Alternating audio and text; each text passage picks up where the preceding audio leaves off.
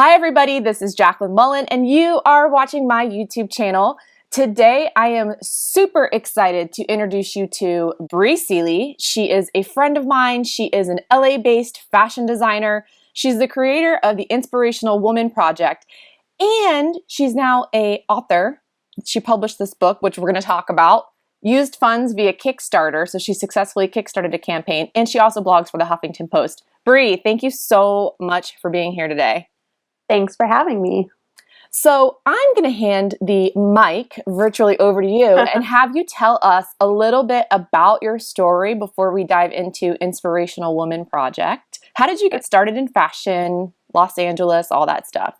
I have done fashion forever. I basically started sewing when I was around 7. My grandmother taught me, and one thing led to another, and all of a sudden I had a bachelor's degree in fashion and a master's degree in fashion, and I was living in near Seattle and started my own line because I didn't really have many opportunities to be a fashion designer there, so I made my own. So I'd been doing this line all around, being a woman and what it means to be feminine and all these things, and I realized that a lot of women don't know what that means for them. They don't understand it. They don't know how to be women because we're not taught to be women. And so the Inspirational Woman Project was kind of born out of that, really helping women to explore what it means to be a woman, celebrating being a woman, celebrating, what opportunities have come to your life being a woman, all these things. And then starting that exploration is when I received the invitation to start writing for the Huffington Post. And, things have just kind of really grown and bloomed from there. I love it. So you started with fashion design. Your pieces have actually been seen on celebrities. You've been on a few shows, lots of red carpet coverage. Then you actually go to the California Women's Conference. What inspired you to go to California Women's Conference? One of my girlfriends was doing their social media, and she said to me, she's like, "Oh my gosh, you need to get a ticket and you need to go." And 2014 has been a really difficult year for me. I remember back to January, being in the fetal position on my bed, just sobbing, talking to my mom, being like, I'm unhappy and something has to change and things aren't working and I don't know what I'm doing wrong. And so this year's kind of been about me, meditating a lot and just really asking for the answers that I need. And so she said, I really think you need to go to this. I really think it could be helpful for you. And I really think you could get a lot out of it. And so I went in with the purpose of having a mindset shift and really figuring out what I needed in my life to take my business and myself and everything to the next level. Because the other little secret that I've had for the past several years is that I've actually had a day job for the past 8 years. And I let go of my day job at the end of May.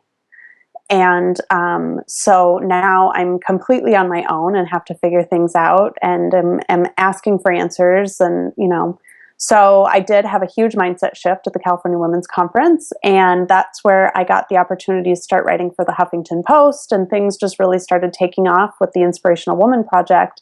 And I just started following all of the doors that were just opening in front of me. And just one after another just kept going.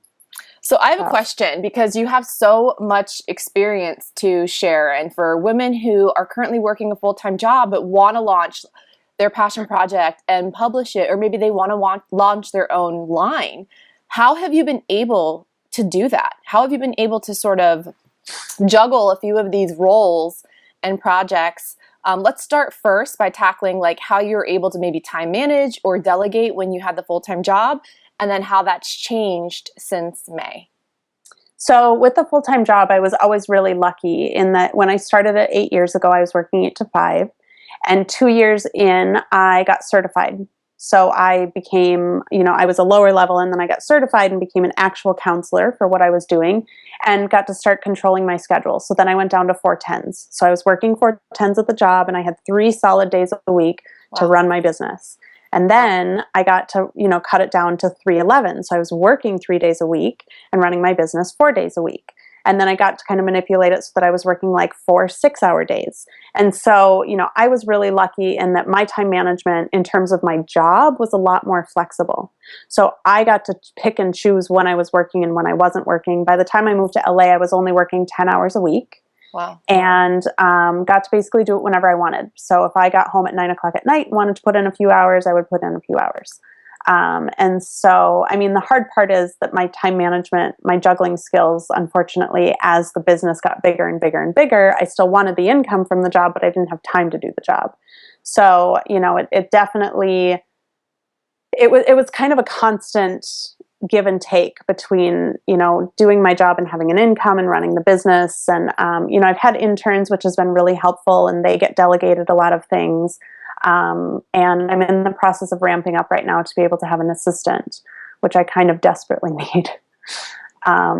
But my time management now is a little weird. I still don't think I'm in this space, like understanding fully that I'm now a full-time entrepreneur. Right. And so I will set my calendar and set things on my calendar to this is what time I'm doing this, and I'm doing this, and I have this interview and I have that.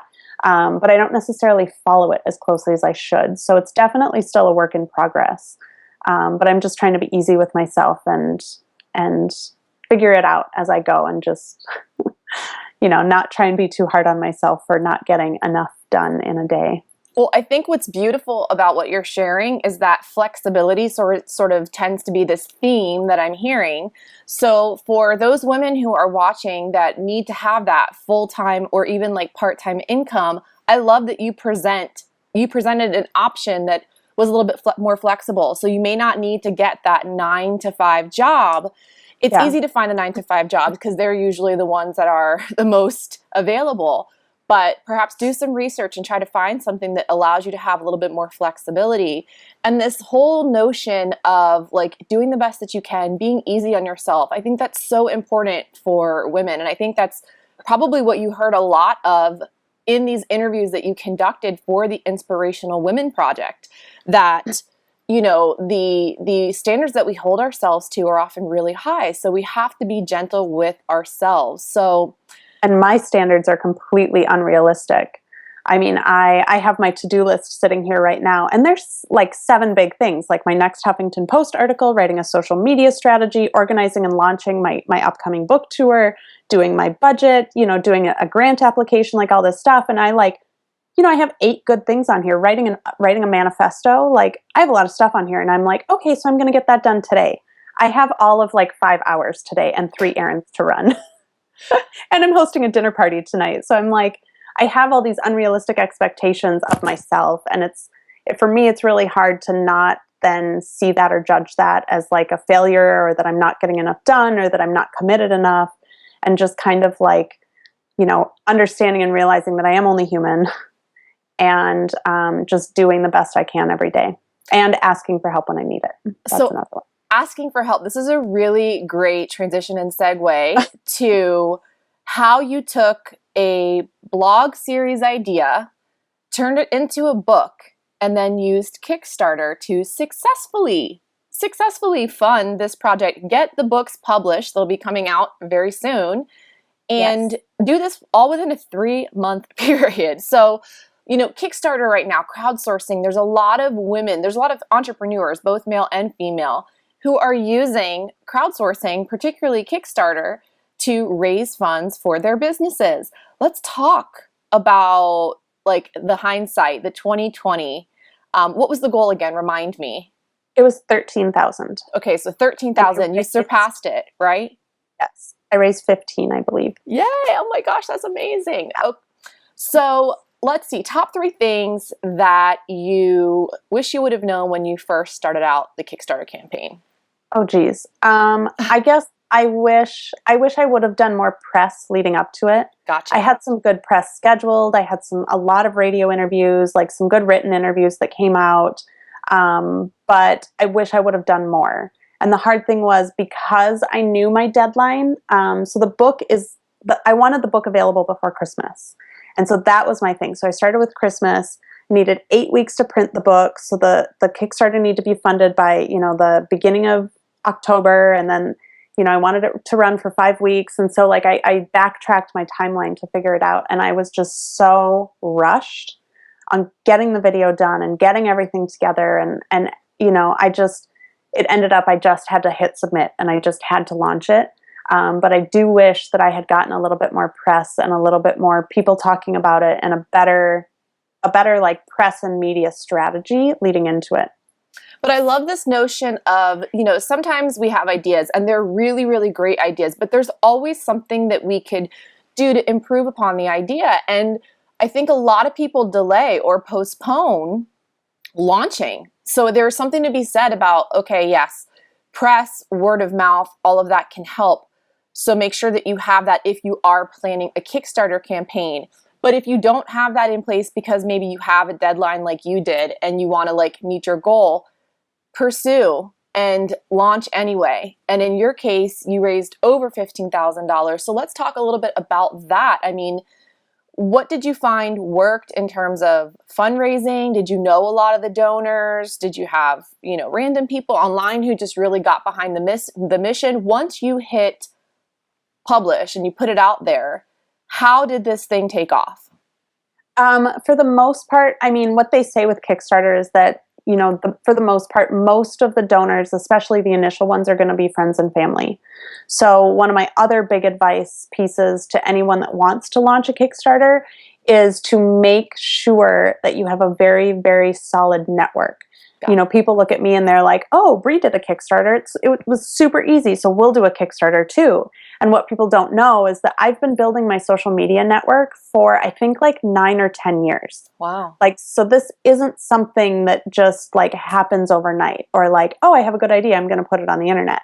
I network, I meet people, I go out, I put myself in front of people. I'm talking about stuff all the time, and it's really important to be the best advocate for yourself and for your project. I always said, as a fashion designer, I know some fashion designers that won't wear their clothes, and I'm like, well, if you don't wear your clothes, how do you expect other people to? If you don't believe in your mission and you don't believe in the product you're selling, no one else is going to. So don't be afraid to toot your own horn, talk about it a lot, get it out there, get people engaged. The other thing I found once I put it online was I had a lot of women reach out to me and say, oh my gosh, do you have any openings in the book? I would love to be in the book. How can I help promote it? All that stuff. So doing strategic partnerships as well is really helpful.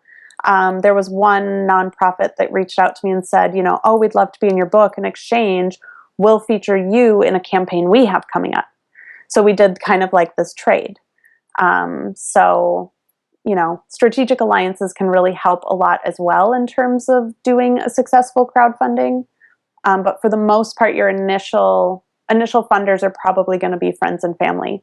A lot of people, even if they like an idea on Kickstarter, they won't necessarily contribute to it until it's reached a certain milestone.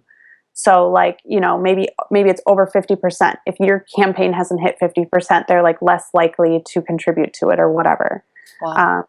So for me, it was good. I got the first 25% within 12 hours of the campaign. Wow. And how long was the campaign again? Remind me. I think it was 5 weeks. Gotcha. Pretty sure it was 5 weeks. And do you know how long it took you to reach about 50%? So I reached the 25% within the 12 hours, and then over the next week, I only got 5%, and I was panicking and just having terrible anxiety that I wasn't going to reach it because it's peaked and then it stalled. I think I got 50% within I want to say within 2 or 3 weeks maybe, because then I had another little surge, and then yeah, but it's completely anxiety ridden and stress causing, and it's quite the experience in the process. The whole thing is, yeah. So I love this preparation of the plateau and then taking off again. So look at it kind of as a layover, I guess. If you're launching your Kickstarter campaign, you're going to have these little layovers in terms of your fundraising. When you reached that first plateau, what did you do to get that momentum going again to help drum up more donations? I think, so because I have 99 women in the book, I did reach out to all of them and ask them to share it with their networks. And, I gave them all pre-written tweets and pre-written Facebook posts. And I think I even drafted a little mini email that people could send out to their friends and family as well. So being really clear about asking for help from people and asking for help from your network and getting them to kind of be a champion for you is really helpful. But a lot of people, if you just say, hey, will you help me? They'll say no. But if you say, hey, I'm running this campaign, I have these 3 pre-written tweets, could you schedule them out X, Y, and Z dates or something? I mean, the more clear you can be with someone about how they're going to help you, the more likely they are to say yes.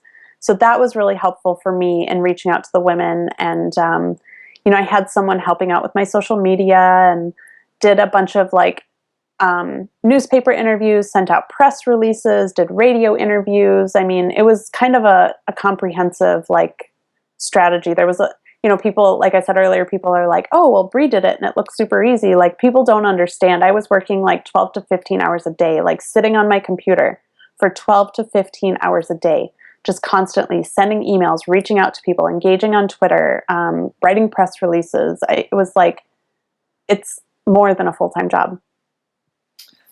Got it. Well, so Inspirational Woman Project, the campaign gets funded. Now it's time to go to press.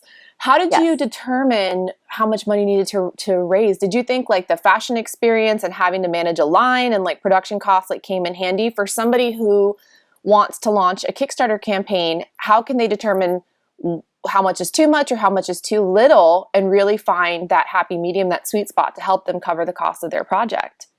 So for me, I mean, I did a ton of research. In fact, I pulled out my notebook yesterday and I was looking at like the day that I sat down and decided to do the Kickstarter, and, went on all these different websites to see like what the best cost for printing was going to be, where the printing was going to be done, what kind of paper I wanted to use, what kind of book cover I want, like all this stuff. And so then I kind of, put together a spreadsheet of all the different costs and what the shipping costs were going to be and all these things. And then, I had other give levels. So I had t-shirts. So how much are the t-shirts going to cost me, and then shipping and all that stuff, and just kind of building, all the different levels and things like that. And so I had to, you pull together your whole budget, all that stuff of what your give levels are going to be. And hold on a second.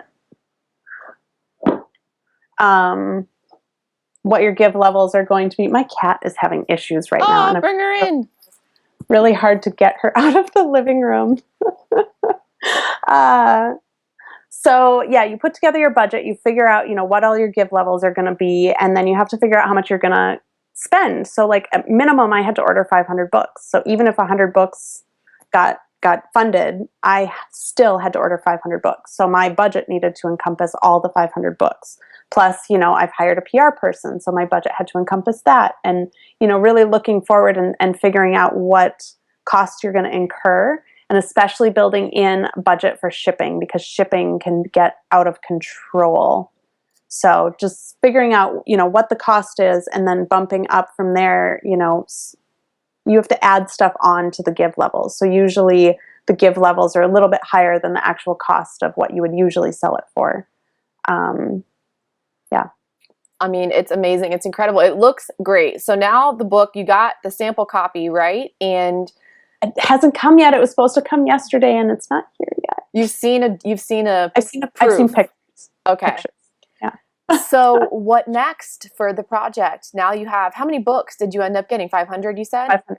Yeah. Okay. So what next? So, so the books arrive in about 3 or 4 weeks, and I will be, the second they arrive, they will be getting signed and basically turned around and shipped within like 24 hours. Wow. So my goal was to have them out to everyone before Christmas, because I know a lot of people have bought them for gifts.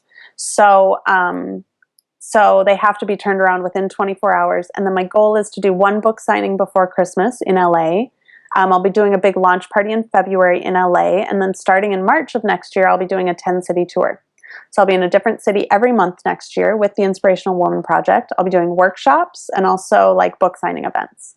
So it's going to be trying to build communities of women that are inspirational, and it's not just women that currently self-identify as inspirational. It's more so women that actually don't think they're inspirational but want to.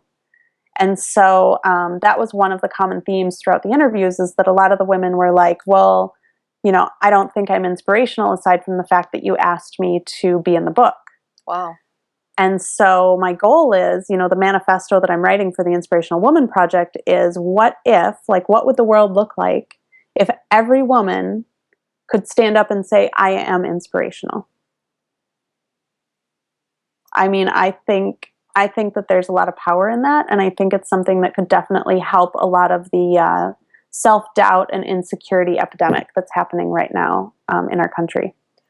I totally agree with you. And I remember you wrote a post on one day about what you said, how a lot of women don't identify as inspirational, or maybe we do one day and then we just get so busy. Like you said, we've got these really lengthy to-do lists, and all of a sudden we start looking at the to-do list, what's not getting done. We start getting stressed out, and before you know it, we're like, we're not doing anything. And we sort of feel like a failure when we aren't. So I love this movement and this book and this blog. And how can other women, if they feel like they find the courage to say, I am an inspirational woman, how can they maybe share their story or connect with you further and help you spread the word?